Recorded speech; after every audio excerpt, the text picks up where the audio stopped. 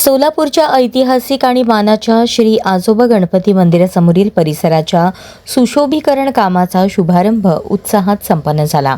नगरसेवक भांडवली निधीतून हे काम हाती घेण्यात आले असून गणेशोत्सवाच्या पार्श्वभूमीवर मंदिर परिसर अधिक आकर्षक आणि सुविधायुक्त करण्यात येणार आहे।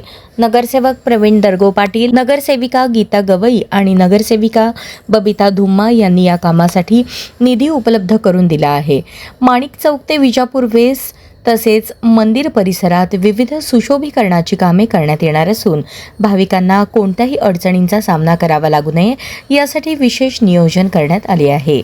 यावेळी मंदिर ट्रस्टचे अध्यक्ष आमदार विजयकुमार देशमुख, नगरसेवक प्रवीण दर्गो पाटील, नगरसेविका बबिता धुम्मा, नगरसेविका गीता गवई, उपाध्यक्ष काका मेंढके, सचिव अनिल सावंत, सहसचिव गंगाधर गावसाने यांच्यासह ट्रस्टचे पदाधिकारी, कार्यकर्ते आणि भक्तगण मोठ्या संख्येने उपस्थित होते। आगामी गणेशोत्सव निर्विघ्न व भव्य स्वरूपात पार पाडण्यासाठी हे सुशोभीकरण महत्त्वाचे ठरणार आहे।